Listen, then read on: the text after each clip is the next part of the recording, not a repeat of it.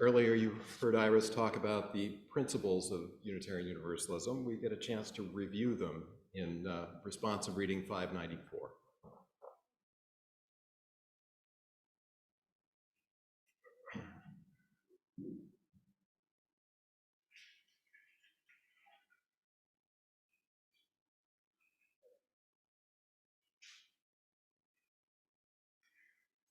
We affirm and promote the inherent worth and dignity of every person.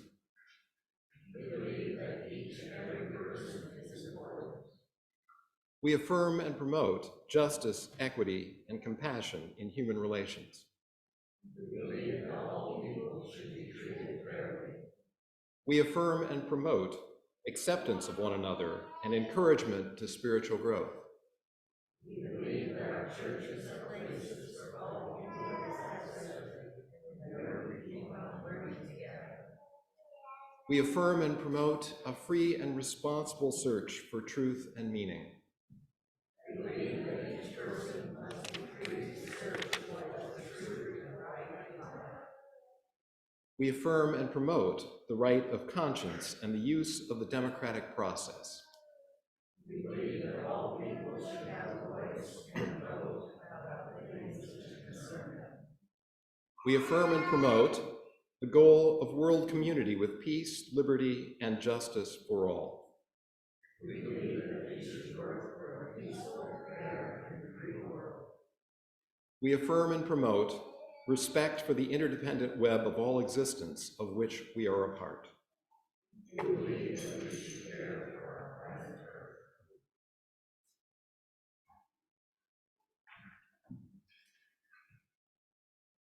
As always happens, after I submit my information for the order of service, I find more readings I want to do. This collection of readings is focused on criticism of democracy and party politics in different times and places. The first known usage of the phrase vox populi vox Dei, the voice of people is the voice of God, comes from a letter the Saxon scholar Alcuin of York wrote to the Emperor Charlemagne in 800 AD. And those people should not be listened to who keep saying the voice of the people is the voice of God, since the tumult of the crowd is always close to madness. In Gulliver's Travels, which Jonathan Swift wrote in 1726, a Lilliputian explains local politics. For about 70 moons past, there have been two struggling parties in this empire, under the names Tramaxan and Slamaxan, from the high and low heels of their shoes by which they distinguish themselves. It is alleged, indeed, that the high heels are most agreeable to our ancient constitution, but however this be, His Majesty has determined to make use only of low heels in the administration of the government, and all offices in the gift of the crown, as you cannot but observe. And particularly that His Majesty's imperial heels are lower by at least a drur than any of his court. The animosities between these two parties run so high that they will neither eat nor drink nor talk with each other. Another Lilliputian political division was so extreme that it could not be tolerated at all. It is allowed on all hands that the primitive way of breaking eggs before we eat them was upon the larger end. But His present Majesty's grandfather, when he was a boy, going to eat an egg and breaking it according to the ancient practice, happened to cut one of his fingers, whereupon the emperor, his father, published an edict, commanding all his subjects upon great penalties to break the smaller end of their eggs. The people so highly resented this law that our histories tell us there had been 6 rebellions on this account, wherein one emperor lost his life and another his crown. These civil commotions were constantly fomented by the monarchs of Blefuscu, and when they were quelled, the exiles always fled to that empire. It is computed that 11,000 persons have at several times suffered death rather than submit to break their eggs on the smaller end.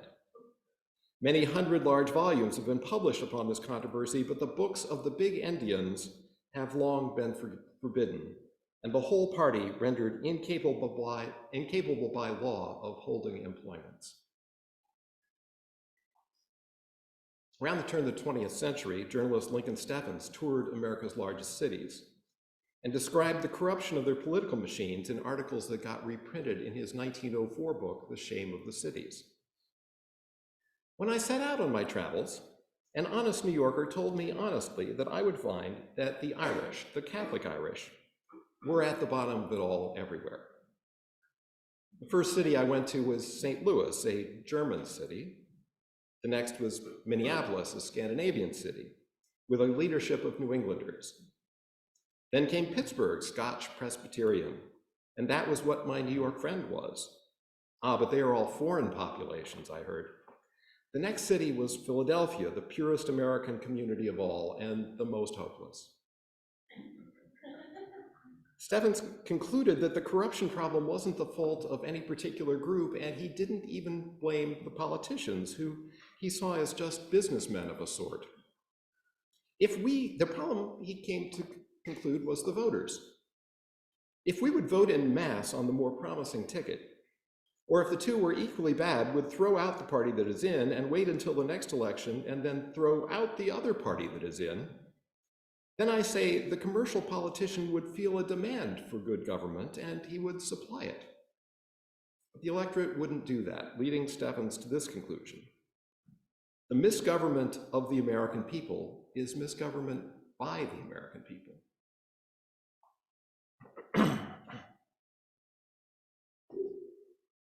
So I knew when I accepted this date that there would be an election coming up soon. And as you know, I'm a political blogger. So you can imagine how tempted I must be to just launch into a campaign speech. I have opinions, I have a podium, it just seems obvious. But I'm going to try to restrain myself, not because there's anything wrong with talking politics in church, I've certainly done that before, but because I believe that religious institutions are at their best when they offer us a chance to step back from our habitual arguments and examine them from a broader perspective. Not just what are we going to do these next 10 days, but what are we doing with our lives and why? So today I want to talk not just about the election, but about democracy. Unitarian Universalism has made a religious principle out of democracy.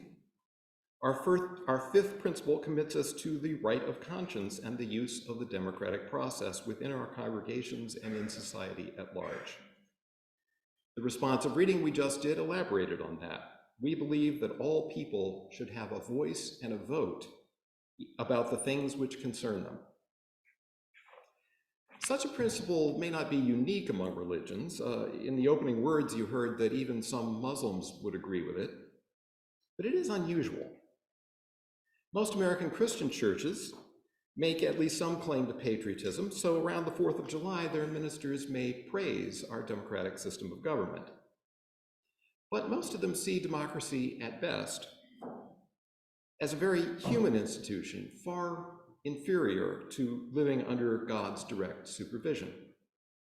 So the Christians who long for Jesus' earthly return expect him to rule in a kingdom of heaven, not seek your support in a republic of heaven. They say Jesus is Lord, not Jesus for president. That's in line with a view of government that goes back to some of the earliest empires, a view in which legitimate authority descends from heaven like a lightning bolt, and it hits the highest point, the king, and from there, authority gets transmitted down the social pyramid.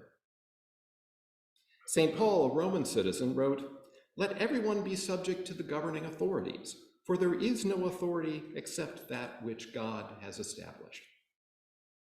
European kings claimed to rule by the grace of God. Chinese emperors ruled by the will of heaven. Some rulers, like the pharaohs, were themselves gods. Churches have been similarly hierarchical, and many still are. God's wisdom is revealed to a pope or prophet who transmits it to bishops and priests who then pass it down to the people. Then Gutenberg happened. So yes, my local pastor might be one conduit for God's wisdom to reach me. But if Bibles are cheap enough and ordinary people can read, then we could also learn from Moses or read the words of Jesus directly. So meditating silently in my own home, I might ask God to inspire me right then and there, without any middleman. Before long, Protestant sects were promoting personal communion with God as the ideal, and hearing God's message from someone else as a second best alternative. In time, many denominational bureaucracies have become more administrative than spiritual. They publish hymnals, vet ministers, and support missionaries in distant lands, but they don't mediate between the individual and God. Hierarchical political models got undermined as well. So the Declaration of Independence says that the Creator endows everyone with rights, and to secure these rights, governments are instituted among men, deriving their just powers from the consent of the governed. In other words, what comes down from heaven isn't like a lightning bolt that energizes one special privileged point, but more like rain that falls everywhere. And from the fertile soil of the people, leadership springs up. But the down the pyramid model of authority has never gone away, even in America. And there's still one obvious exception to democracy, which is children. We don't let children vote, and parents are allowed to carry them kicking and screaming out of candy stores. The consent of the governed is not required. That exception may make practical sense, but it also creates a loophole. You can justify ruling people without their consent if you can argue that they are like children to you. So slavery and colonialism were justified by the claim that non-white races are childlike. And it is the white man's burden to look after them. Women were also seen as childlike and required the oversight of their fathers and husbands. Monarchy styles itself as a father and children relationship, which is why kings are referred to as sire. Because of these competing impulses, extending the franchise to new groups of people has always been contentious. On the one hand, men without property, or non-whites, or women, were clearly being governed, so the government should be seeking their consent. But the powers that be always argued that the people in question were insufficiently wise, or mature, or educated, or committed to the nation or to the common good. So adding them to the decision-making class would produce worse outcomes for everyone. At times, even Americans have believed that we had taken democracy too far. Way back at the Constitutional Convention, Roger Sherman argued, the people immediately should have as little to do as may be about the government.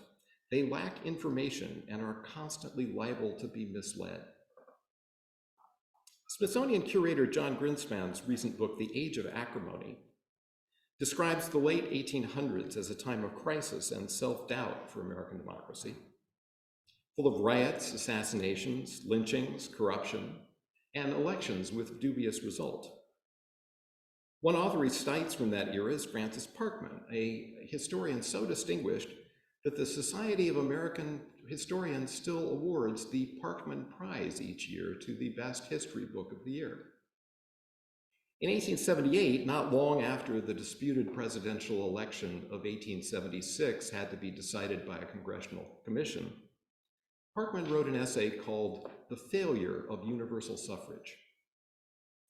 When a man has not the sense to comprehend the questions at issue, know a bad candidate from a good one, or see his own true interests, when he cares not a farthing for the general good and will sell his vote for $1, when by a native instinct he throws up his cap at the claptrap declamation of some lying knave, and turns with indifference or dislike from the voice of honesty and reason, then his vote becomes a public pest. Somebody uses him and profits by him. These days, I'm hearing people express similar ideas, maybe not without not with quite so much flourish. And sometimes they even come out of my own mouth. How can so many voters be taken in by such an obvious con man? How can they believe such ridiculous claims? Can we really trust our fellow citizens to make decisions that affect us? Someone is using them and profiting by them. So, understanding those concerns, how can we revere democracy as a religious principle? What does our principle even mean? Let's start with what it doesn't mean. It doesn't mean that we worship democracy. The voice of the people is not the voice of God. So no matter how big a majority a president or a party assembles, those leaders are not infallible. The founders were not prophets, and the Constitution is not a holy document. We had to amend it to abolish slavery and give women the vote, and there are parts of it I would still like to change. In short, democracy in general, and American democracy in particular, is a human institution subject to human failings. Recognizing that fact, though, is not an indictment of democracy, because the same is true of every form of government. A king or a dictator can be foolish. Look at Putin's invasion of Ukraine. An aristocracy can be corrupt and often is oblivious to suffering in the lower classes. A board of the most qualified experts can still get something wrong and then refuse to acknowledge its mistakes. Unitarians understand that every form of government is fallible. As Winston Churchill said, no one pretends that democracy is perfect or all-wise. Indeed, it has been said that democracy is the worst form of government, except all those other forms that have been tried from time to time. Democracy has religious significance not because it's perfect, but because the very idea of government presents a moral problem. If some of us are going to make decisions that affect the rest of us, that power has to be justified in some way. It's not enough for the decision makers to be stronger than everyone else, or to point to a divine command no one else can hear or verify. If government is going to be binding on all of us, then our own voices and our own judgment has to be involved somehow. All people should have a voice and a vote about the things which concern them. Now I have to do an aside here, because libertarianism offers an alternative response to the question of the moral problem of government. Maybe all government is immoral, and so we should have as little of it as possible. Libertarians achieve their minimization by shrinking the mission of government to the protection of life and property. And they present that option as if agreeing to the current distribution of property were not that big a thing to ask. I'll just point out one thing. I own no beachfront property. So that means that every beach in the world belongs to someone else. When did I consent to that? And more seriously, every day people are born into the world who have no claim on any part of this planet that we supposedly share. And yet they are supposed to respect whatever property the rest of us claim. Why should they? I believe that if we expect people to respect the property system, we owe them some stake in that system. Many years ago, I described that debt to you in more detail in a talk called Who Owns the World? I still don't see any way to make good on that debt without a government far more extensive than a libertarian would countenance. And so, in my view, democracy remains the best solution we have to the moral problem of government. That's how our religious movement has wound up committed to an institutional structure that we know has flaws. Through our other principles, we're also committed to the value of each person, to justice, equity, and compassion, and to truth. So we don't get to deny democracy's flaws or to paper over the bad things that sometimes happen in the people's name. When Japanese Americans are sent to detention camps or Jim Crow laws force Black children into inferior schools, we don't get to ignore those injustices. We don't get to say all the boxes of democratic process were checked, so too bad for you. No, when confronted with all the ways that democracy can lead to immoral government, our response shouldn't be that can't happen or too bad if it does, but let's see that it doesn't. In other words, and I consider this the biggest thing I want you to remember from this talk, our devotion to democracy commits us to a program far larger than just elections and voting. Understanding the ways democracy can fail, we need to do everything we can to make sure that it does not fail. Some safeguards are already built into the Constitution. Democracy can fail through the tyranny of the majority, when 51% of the people feel empowered to treat the other 49% however they like.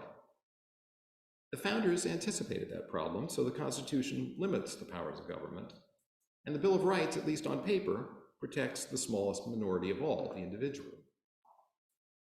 Democracy also fails when the majority is thwarted, when people are prevented from voting or made to jump through unnecessary hoops, when their votes are gerrymandered into districts that produce predictable outcomes, or when places like the District of Columbia or Puerto Rico are denied representation because their voters are the wrong color or speak the wrong language.